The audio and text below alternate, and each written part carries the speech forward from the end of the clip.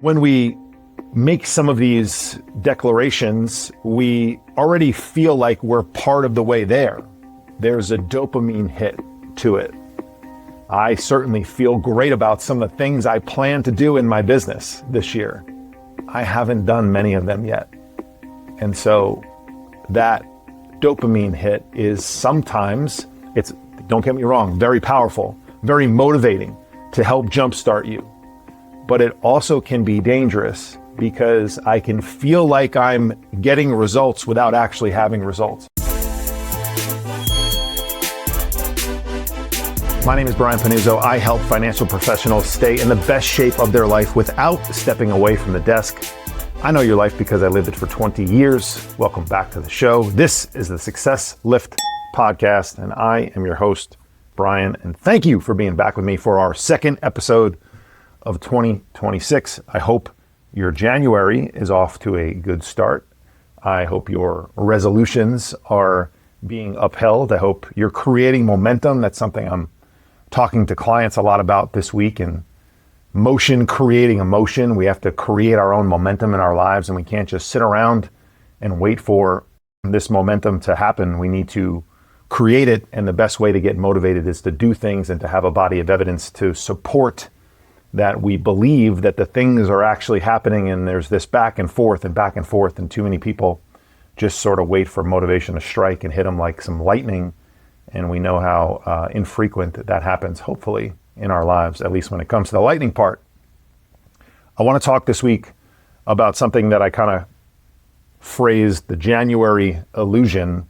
And I don't want to, a bit of a caveat here, I don't want to poop on your New Year's resolutions. This is not a resolutions stink, you shouldn't do them.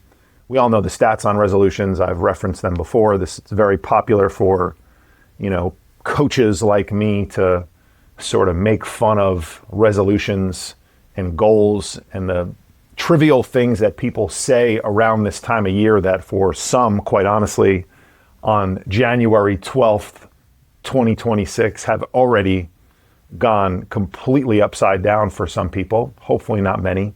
But we're statistically already approaching the time where some of the things that we promised ourselves just as soon as 2 weeks ago are starting to crack and falter a little bit. Now, maybe not, and hopefully not. And if you're listening to this podcast, I think you're probably at least someone who cares about picking that momentum back up when you do lose it. But I want to share with you a process that my clients go through on a weekly basis that, I think structurally, whether you do it inside a program like mine or you develop your own process, why I think it's a far more reliable system for you. And that's one of the key words is systems. Systems and structure in your life. It'll beat motivation. It'll beat resolutions. It'll beat it'll beat the Monday morning, talk that I used to have with myself, driving down the West Side Highway, over the George Washington Bridge, down to Midtown, walking across to the office from the Port Authority parking garage over to my last office on 45th Street between 5th and Madison, or my previous office on 6th Avenue at UBS. Like these conversations that I would have with myself that I'm, on a Monday morning, like this, effectively in air quotes, this week's going to be different. I'm going to finally figure it out. I'm going to finally hold this moment of like, I got to do something about this and figure this out for longer than 48 hours. Because for me, usually Monday was foggy as hell. Tuesday, I kind of felt like I was starting to feel normal again. Wednesday, I was doing pretty good. And then the chaos and the busyness and the commitments of the week would just get me. It would get me every single time. And a lot of people have new goals for the year. They have desires to do things differently. And I want to talk about why they fail. I want to talk about what I think is missing, and then share with you what actually works, at least from my experience. And I mentioned, January and the dopamine hit, and we're probably still right in the middle of that, to be fair. Maybe it's fading for some people, but if you're like someone who listens to this podcast, you're probably at least hanging on and haven't given up. There's a large swath of the population that probably already has given up yet. I don't think that's my audience. I think my audience is hanging on for at least the month of January. And they're not going to give up because they don't care. They're going to give up because they don't have a proper process and system in place. And so January feels powerful for a lot of us. It certainly feels powerful for me. I have a level of motivation that I have not had in a couple of months. And it's silly, but it's likely due to the calendar turning and this newness of this year and the potential that I can do better than I did last year. And last year was a great year for me, right? So the new year is this fresh start. We have new plans, new goals, maybe even hoping to develop a new identity. That's critical. Most people don't think about that. When we make some of these declarations, we already feel like we're part of the way there. There's a dopamine hit to it. I certainly feel great about some of the things I plan to do in my business this year. I haven't done many of them yet. And so that dopamine hit is sometimes, don't get me wrong, very powerful, very motivating to help jumpstart you. But it also can be dangerous because I can feel like I'm getting results without actually having results. And so you have to have this mechanism back and forth of constant auditing, which is like the cornerstone foundation of my program. We audit what we are doing on a daily and a weekly basis. You do it at work. You don't do it in your personal life. That is why, one of the many reasons, but that is why you are very successful at work.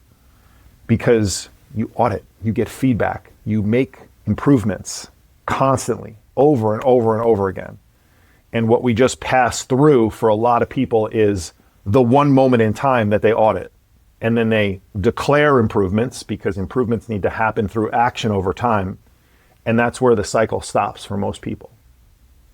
And so the writing of the goals, if you even wrote them down, it scratches the itch. It's very powerful to write things down. But most people write them down and they stuff them in the drawer and they don't come back to them. Some people don't even write it down. They just kind of think it and talk it out loud. That's less powerful. That fades very quickly. And so your goals that you have for 2026, why January can be an illusion for a lot of people is that there's this motivation, but there's no structure behind what it is you're actually trying to accomplish. And goals, especially January goals, without a weekly plan, they're wishes, they're try-tos, they're hope-tos. People focus too much on outcomes, where I want to go, without necessarily thinking through what are the behaviors that I need to exhibit in order to achieve the thing that I want to achieve. So lose 20 pounds is probably a pretty popular thought process for a lot of people. I am quite certain that if you're listening to this right now, you have thought to yourself in the last 3 months, 3 weeks, 3 days, that you could probably lose 20. And wouldn't life be a lot easier if you lost 20? Now, the reality might be, my friend, that you may need to lose 40 because most people dramatically underestimate what they need to lose. But let's just go with 20 for now. How much better would you feel on a daily basis? First of all, your energy levels, how you feel about yourself when you take off your shirt or get out of the shower, your confidence level that you may take into a meeting, a presentation, a sales pitch, how you lead other people around you. When people notice that you're making changes, how that then feeds your ego in a very, very positive way and has you want to do more. It's this self-fulfilling cycle that most people don't get into. And so that goal of yours with no system behind it that has behaviors that become standards really is hope. And as we all have heard before, hope is not a strategy. And so you need to have structure in your day, in your week, in your life from a 30,000 foot view so that you can effectively put yourself on autopilot and do the things that need to be done. What's also missing from your life is accountability and being responsible to a coach, a group of people, whoever it may be, to help you stick to the things that you said you're going to stick to. And it's beyond wild that people will let themselves down before they'll let somebody else down. I'll say that again. People will let themselves down before they let someone else down. Accountability is an insurance policy on your own success. Now, you can get that accountability in many ways. You can pay for it.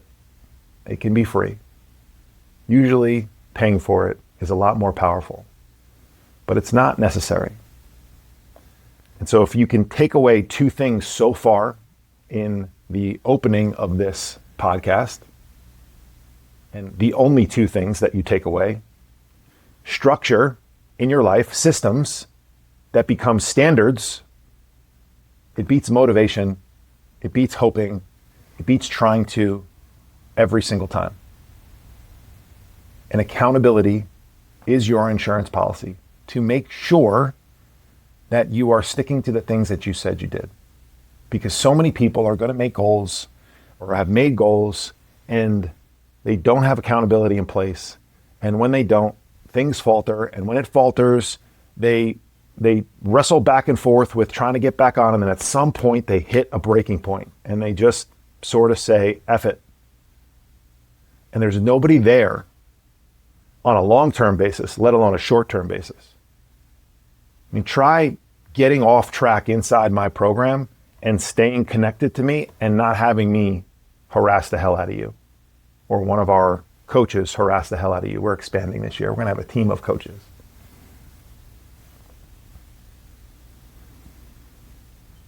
The month of January, for a lot of people, is easy. February, March, April, and beyond. That's the truth, baby. That's the truth. Your motivation hopefully is very high right now. I don't need to tell you. Some of you have already been on trips, business trips, client dinners. This stuff is about to ramp. Second week of January. It's on right now. I've had clients who had one event last week. Maybe most had zero. You should see the list of my weekly check-ins.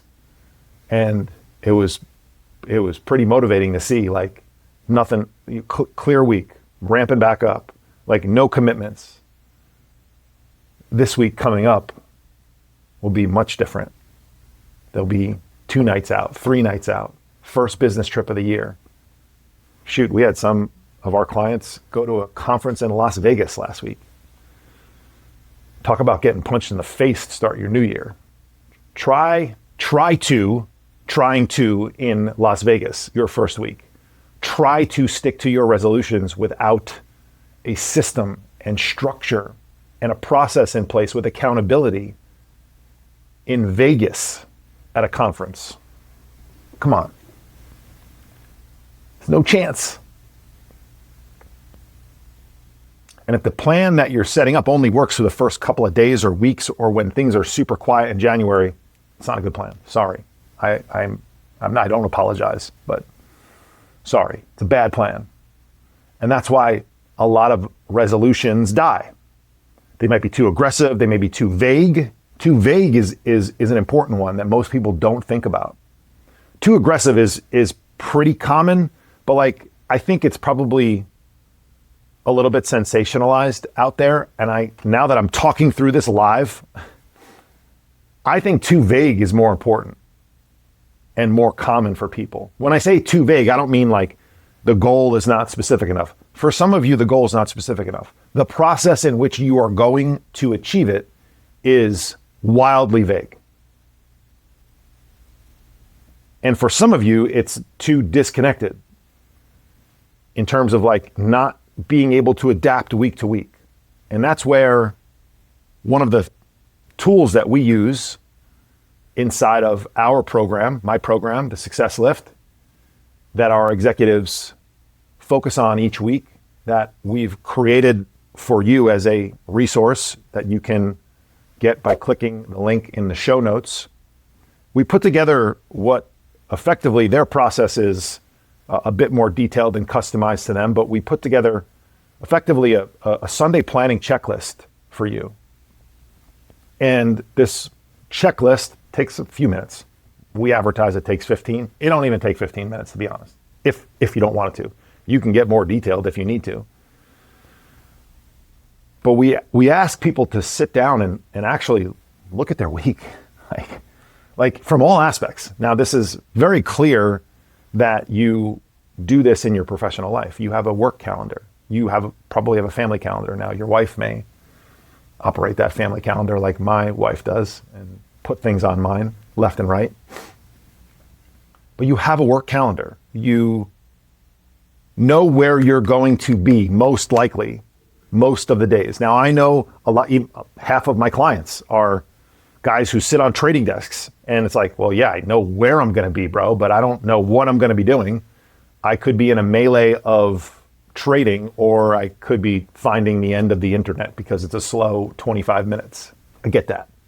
But in general, you know where you're going to be. For my non-trading desk professionals, you know where you're going to be. You know if you have a business meeting, you know if you have a lunch, you know if you have a presentation, you know if you have a conference, you know if it's just a day that you go into the office. But what we don't plan around are the things that we need to do to achieve the goals that we set on December 31st or January 3rd or whenever it was, and make sure we're constantly fitting ourselves into that calendar. And that's the thing that people don't need to do. That's the thing. They don't take the time to check in.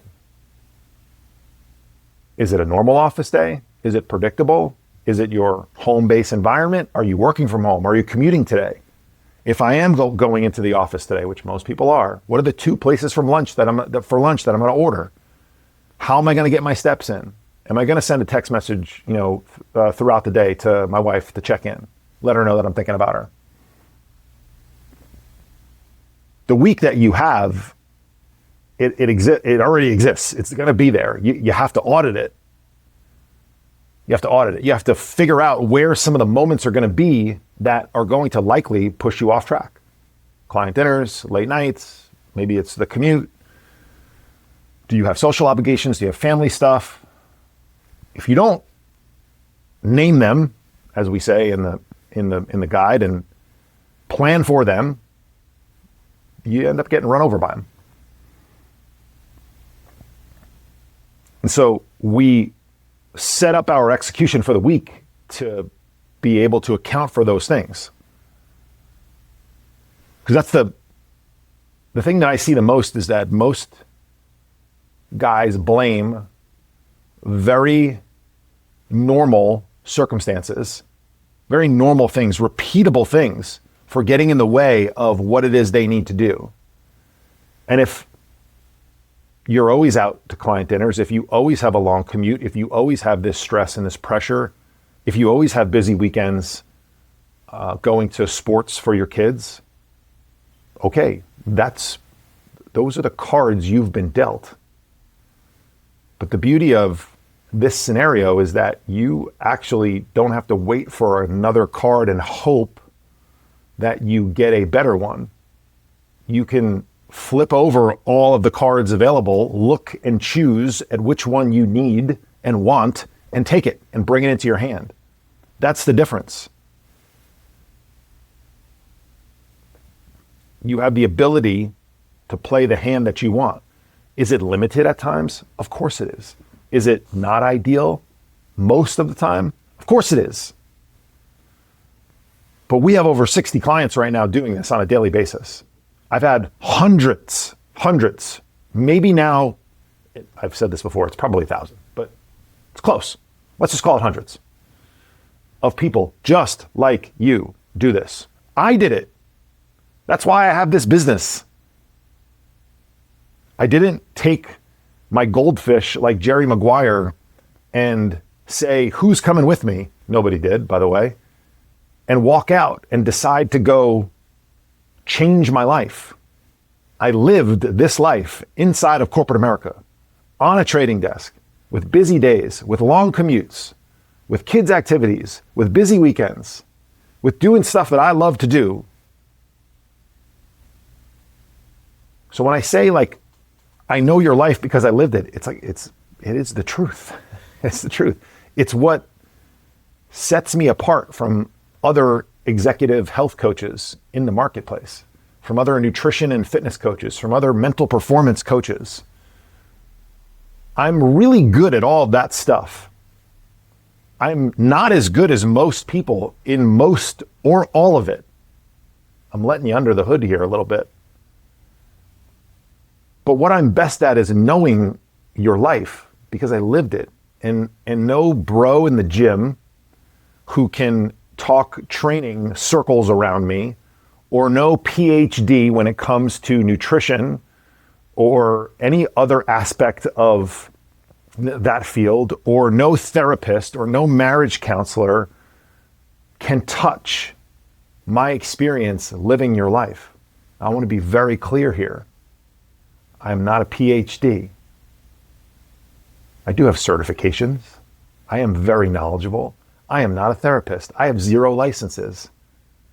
But I've had now 1,000+ conversations, maybe more, with people just like you, with issues just like yours, that were just like mine.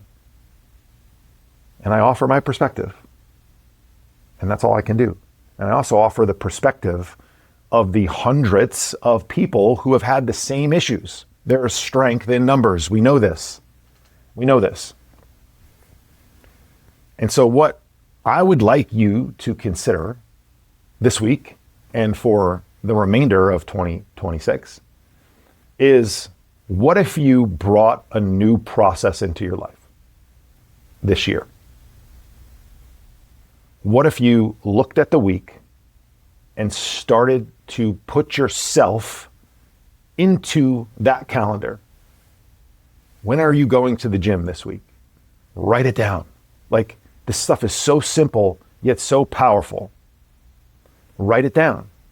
I am going to the gym on Monday, Wednesday, Friday mornings at 5:30 a.m. because I have to be in my car at 7 to be in the office at 8. Or for many of you, that's even earlier. I get it. I'm going to go out to dinner with my wife on Friday night. I have booked the reservation. I have told her where we're going. I have gotten a babysitter for the kids. I'm going to wake up on Saturday and get a quick workout in my home gym because at 7:30 I leave for, name it, lacrosse, hockey, basketball, gymnastics, dance. And I don't come home until 3 p.m. And oh, by the way, when I am gone for 10 hours, I'm going to need to not eat like an asshole. And so I'm going to make sure I have some snacks with me. I'm going to bring my cooler in the car. I'm going to grab some egg white, the turkey bacon egg white sandwich at Starbucks, or the egg cups, the egg white cups. I'm going to hit Jersey Mike's or Chipotle because Jersey Mike's and Chipotle is everywhere, and I'm not eating at the freaking snack shack of the tournament. And I'm going to plan around these things that I know are already there. And I'm going to 2 client dinners this week. And oh, by the way, I made the reservations because they're my clients. And so I'm choosing where we're going. And if I've never been there before, which I probably have, and I already know what to do, I'm going to look at the menu on the World Wide Web. And I'm going to think about, do I want to spend bullets here? Is this a big alcohol night for me? Is this an experiential moment or meal for me?